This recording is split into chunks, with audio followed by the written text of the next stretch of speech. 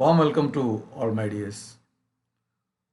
After hypoglycemia, today we are going to deal with another acute diabetic complication, that is diabetic ketoacidosis. Let us see what actually the diabetic ketoacidosis. Being it's a very acute diabetic complication where the body produces excess amount of acids, that is ketone bodies in blood, and this condition occurs when there is enough insulin is not in the body, or it may be completely absent in our body, and that's why usually DKA is commonly seen in personalities with type 1 diabetic patients.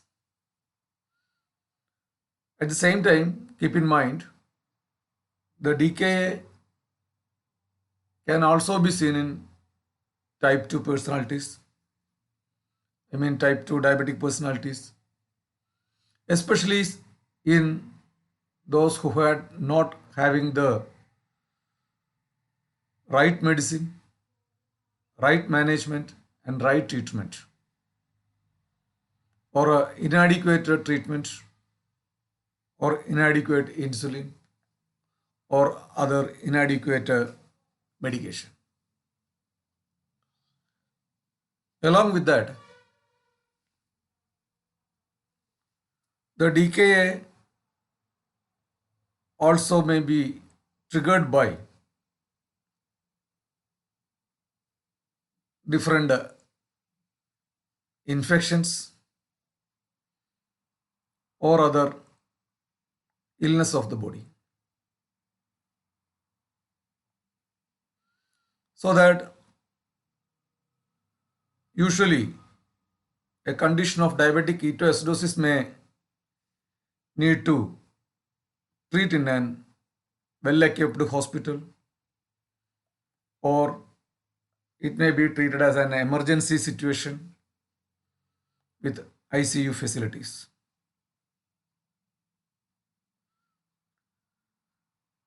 In physiological stressors like other than infections, the decay is also contributed by respiratory tract infections like pneumonias in old age peoples, or in diabetic patient with a recurrent urinary tract infection or renal involvements. Along with the diabetes, if there is a great possibility of transient ischemic attacks, or in personalities with history of myocardial infarction,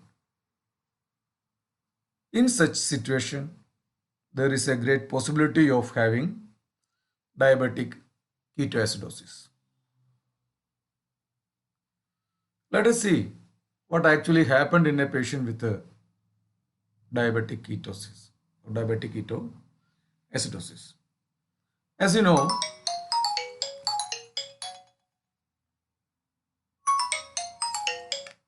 അനിലെ ഞാൻ അങ്ങോട്ട് വിളിക്കാം. Okay.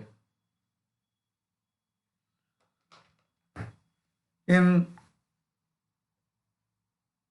a normal person, as you know, the insulin will open the cell membrane, or by acting over the insulin receptors, it allows the glucose molecule to get entry in the cell. At the same time, insulin inhibit or prevent or restrict the fat cells or the fat molecules or cholesterol molecules not to get entry in the nucleus of the cells. But here, in the absence of insulin, because of the lack of resistance, the cholesterol molecule can get a entry in the cell, and thereby that leads to beta oxidation of cholesterol molecule. And this causes production of various free fatty acids in our blood, and these fatty acids are travel into the hepatobiliary system, say in the liver, and where they converted into fixed acids as acetone, acetoacetic acid, and beta hydroxybutyric acid.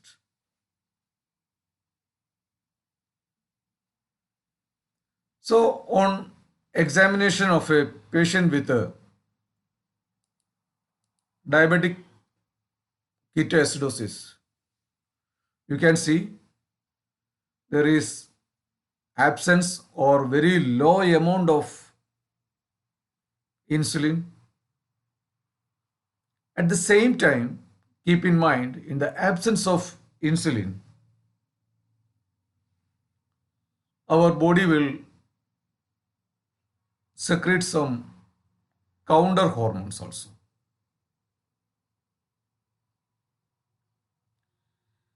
One of the most important counter hormones are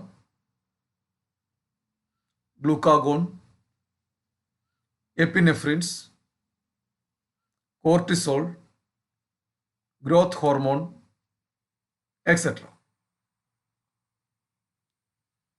So, in such condition, additional to the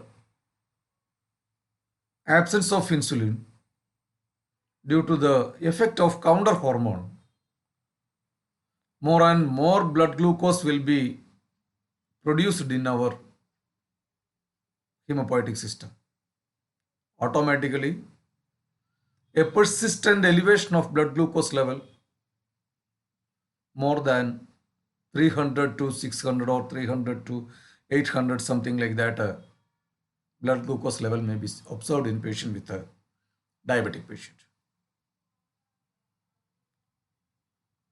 So, the basic pathology, basic pathophysiology or the basic mechanism behind the diabetic ketoacidosis is: number one, persistent hyperglycemia. Number two, following the hyperglycemia, number two, with a ketoacidosis. And after a stage of ketoacidosis, the same ketone bodies may excrete via urine, that is ketonuria.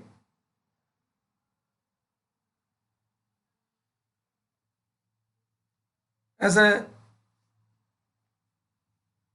intercellular mechanisms, due to heavy glucose in the blood, our kidneys cannot hold the same, and that may leads to osmotic diuresis, and thereby in later stage of diabetic ketoacidosis, you can see hypokalemia. So, hyperglycemia, ketoacidosis, ketonuria, hypokalemia, and osmotic diuresis are the main three main five mechanism that can be seen in a patient with a diabetic ketoacidosis.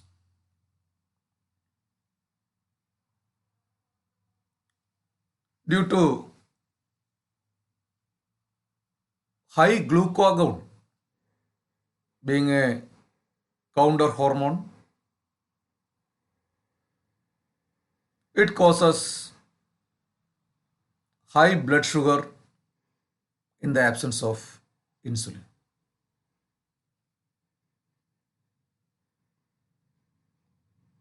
Due to the absence of insulin or the low level of insulin, there will be no inhibition or no prevention of transport of fatty acids into the mitochondria. That means it can easily get entry into the mitochondria of the cells, and from there these free fatty acids will reach into the liver. In the liver, all these free fatty acids are converted into ketone bodies. As we mentioned earlier, these ketone bodies are nothing but the fixed acids of acetone, acetoacetic acid, and beta hydroxy butyric acid. So increased level of glucose in blood leads to, or it may result in osmotic diuresis, and thereby our patient will have a symptom of polyuria. Along with that, various elements also getting excreted or leaked via urine, and this will result in severe dehydration of our patient. Along with that, increased osmotic diuresis due to renal inability, you can see there will be increased level of serum urea and creatinine can be also seen. Basically, the acetone being a volatile gas which excrete via pulmonary system during exhaling along with the carbon dioxide. That is why our patient is having a foul smelling breath or fruity smell. That is what we call the Kussmaul's breathing. That means the fruity smell is because of the presence of exhaling air along with carbon dioxide containing high amount of acetone. Next about we have to deal with the personalities in possibility of having a condition of diabetic ketoacidosis. As we mentioned earlier, in personalities with type 1 diabetes, and as you know, the type 1 is usually seen in children, and at the same time, as the pathology advances in patient with the type 2 diabetes, especially at the end stage of diabetes, the type 2 can also become a type 1 diabetic. So basically, more than the type, depending on the absence or low level of insulin is the key factor. The same can be triggered by some form of trauma, either in emotional or physical stress. As we mentioned earlier, the decay can also precipitated by various infections, and that may be presented as high fever, continuous fever. In personalities with a history of myocardial infarction, stroke, or renal failure, habit of smoking, or personalities with addicted with drugs or alcohol may also predispose to have the condition of diabetic ketoacidosis. Let us see about the symptoms of, or what may be the presentation of a patient with a diabetic ketoacidosis. Usually, as you know, the non-specific symptoms like nausea or vomiting, and near about 30% of our diabetic ketoacidotic patient will have the symptom of diffuse abdominal pain, near about 30%. And on examination, due to heavy osmotic diuresis, you can see our patient is very weak, very exhausted, and very dehydrated also. Along with that, the fruity smell or Kussmaul's breathing, it is due to metabolic acidosis. The rate of respiration is increased, that is tachypnea, and there may be with or without fever can be seen, and due to dehydration you can see low BP in patient with a diabetic ketoacidosis, and it's also with a high possibility in patient with a history of myocardial infarction or in personalities with a basal pneumonia or porphyria or in personality with a Addisonian crisis. Along with that symptoms, on inquiring, the PC may be as frequent urination with a extreme thirst or thirsty or increased thirst, and on evaluating the blood there will be high level of glucose with positive ketone bodies in the blood, and as the pathology advances, when the fixed acids, especially the beta hydroxybutyric acid, when it crosses the blood brain barrier, it affects the CNS. When it affects the brain, then the patient will have the symptom of cerebral edema. The symptom of cerebral edema expressed by our patient as a sense of very severe continuous heavy headache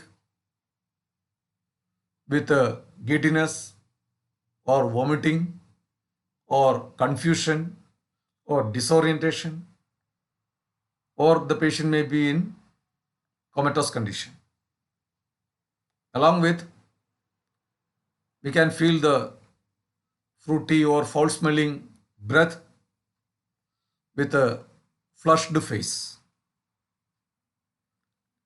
and rapid breathing and dry mouth and skin. These are the common manifestation of a patient with a diabetic ketoacidosis.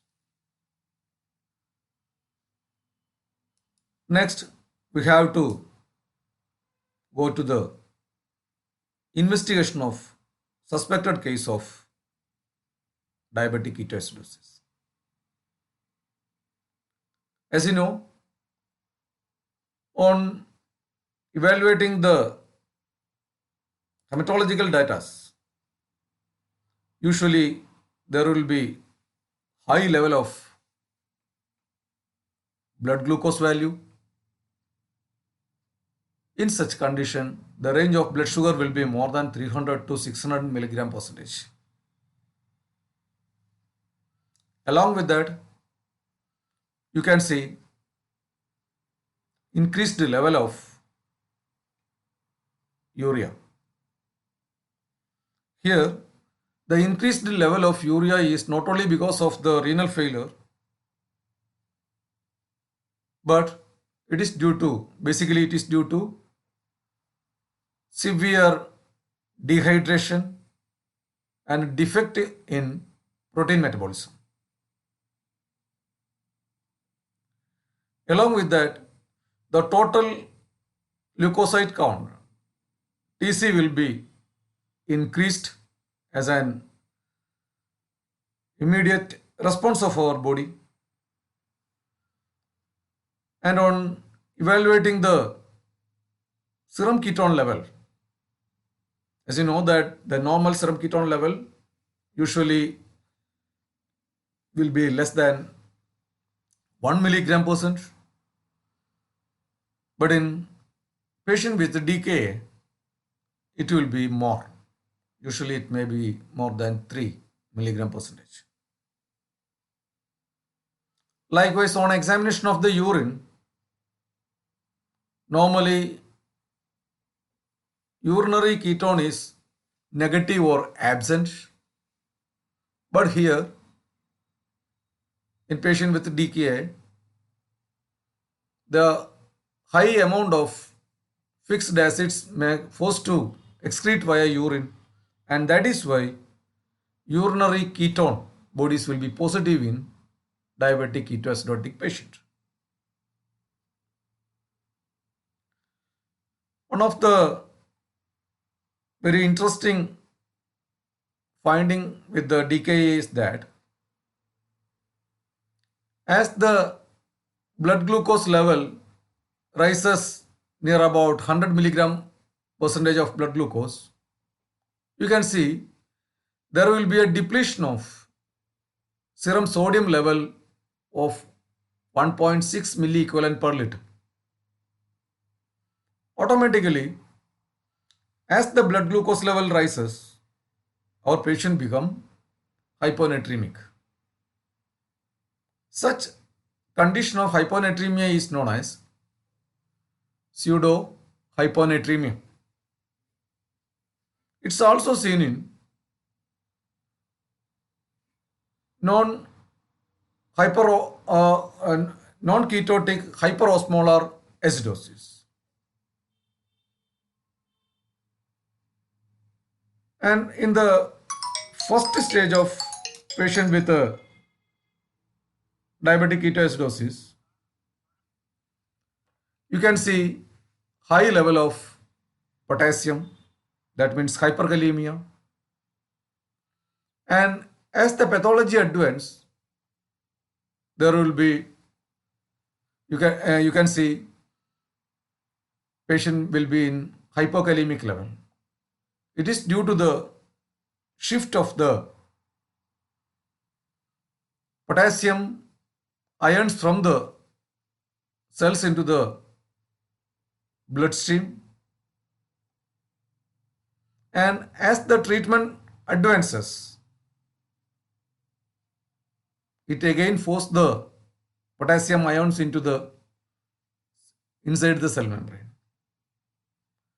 That is why a two status of potassium levels can be seen in patient with a diabetic ketoacidosis. In patient with a diabetic ketoacidosis, on evaluating the serum amylase level, As you know, the serum amylase and lipase levels are mainly evaluated in acute pancreatitis.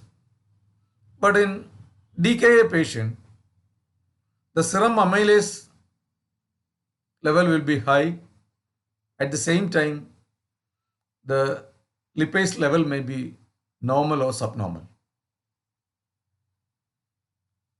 And regarding the treatment of, and before the treatment, I have to mention about the acidosis of blood. As you know, the normal pH of blood ranging from 7.36 to 7.44, say 7.3. And as the pathology advances due to accumulation of the hydrogen ion due to the presence of high amount of acids, the pH will become drastically down. That means it will become less than 7. Along with that,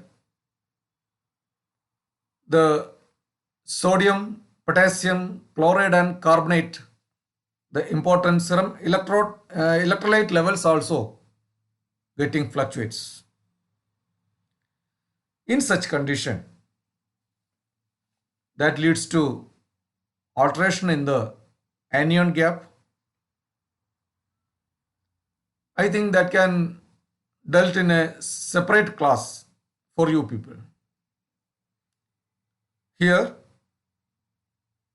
an altered anion gap can be seen in, or abnormal anion gap, especially with the bicarbonate levels can be seen, that can be studied in another class.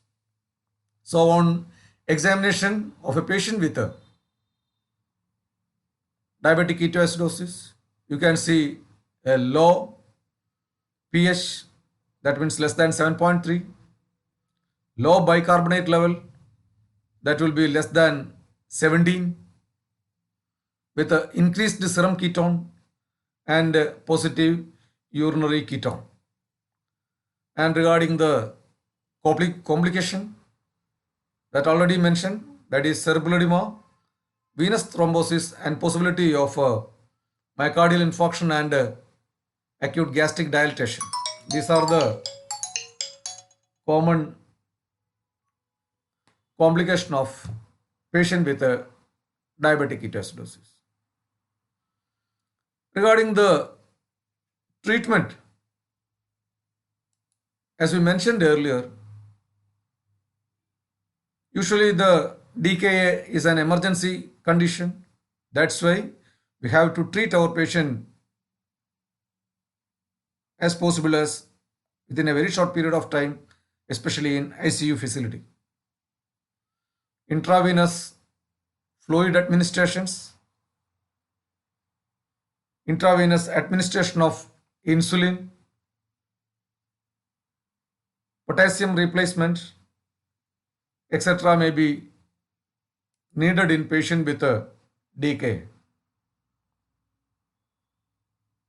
And usually IV insulin of 0.1 unit international unit per kilogram of body weight is needed, and potassium of 20 to 30 milliequivalent per liter of IV fluid is needed, and usually IV with a saline management. And if there is any infection, severe infection as pneumonia or a renal failure or something like that, infection, the patient may need to have to treat with antibiotics.